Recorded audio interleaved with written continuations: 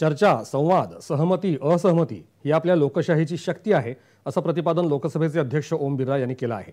ओम बिर्ला यांच्या अध्यक्षतेखाली 84वी अखिल भारतीय पीठासीन अधिकारी परिषद तसंच राज्य विधिमंडळ सचिवालयांच्या सचिवांची 60वी बैठक आज मुंबईत विधान भवन परिसरात सुरू झाली। त्यावेळी ते बोलत होते।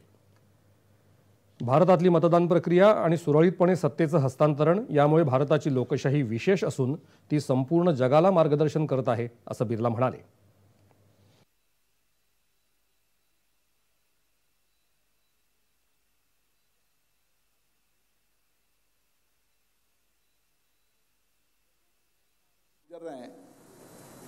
इस अमृत काल में हमने बहुत कुछ देश में, राज्यों में सामाजिक आर्थिक परिवर्तन किए, इन्हीं विधानमंडलों की चर्चा संवाद से किए।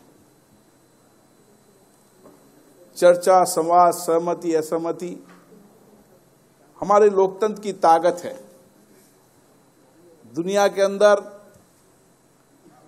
भारत का लोकतंत्र इसलिए विशेष है कि यहाँ इतना बड़ा मतदान की प्रक्रिया होना और सहज रूप से सत्ता का हस्तांतरण होना, ये दुनिया के लिए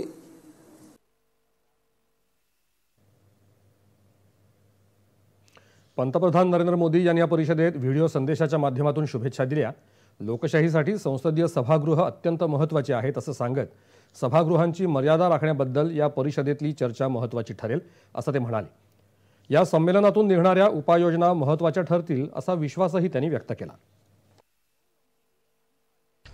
इस कॉन्फ्रेंस में उपस्थित सभी पीठासीन अधिकारियों के पास यह अवसर है कि वो एक बार फिर संविधान सभा के आदर्शों से प्रेरणा लें। आप सभी अपने कार्यकाल में भी कुछ ऐसा प्रयास करें जो पीढ़ियों के लिए एक धरोहर बन सके। परिषदेच्या प्रास्ताविकात विधानसभेचे अध्यक्ष राहुल नार्वेकर यांनी परिषदेच्या आयोजनामागची भूमिका मांडली। देशातल्या सर्व विधिमंडळांकडे सर्वसामान्य जनता त्यांच्या आशा आकांक्षांची पूर्तता करणारं सभागृह म्हणून बघत असते। त्यामुळेच संसदीय लोकशाहीवरचा सर्वसामान्यांचा विश्वास अधिक दृढ व्हावा ही आपली सर्वांची जबाबदारी असून हे काम अधिक प्रभावीपणे कसं करता येईल यावर या 2 दिवसांमध्ये चर्चा होणार आहे, असं ते म्हणाले। प्रैक्टिसेस अडॉप्ट करके हमारे राज्य के जनता को निश्चित रूप से न्याय देने का काम करेंगे। विधानसभा, विधान परिषद, लोकसभा, राज्यसभा ये टेम्पल्स ऑफ डेमोक्रेसी है, जहां पे सामान्य से सामान्य व्यक्ति अपनी आशा आकांक्षाएं को प्रस्तुत करके इन सभी की पूर्तता चाहता है और इसीलिए इन डेमोक्रेटिक इंस्टीट्यूशंस का सही रूप से चलना केवल क्रम प्राप्त ही नहीं, आवश्यक ही नहीं, ये अनिवार्य है, ऐसे मैं समझता हूं। विरोधी पक्षनेते अंबादास दानवे यांनी 1921 साली सुरू झालेल्या पीठासीन अधिकाऱ्यांच्या परिषदेची सुरुवात महाराष्ट्राचे सुपुत्र आणि पहिले लोकसभा अध्यक्ष दादासाहेब मावळणकर यांनी केल्याचं सांगितलं।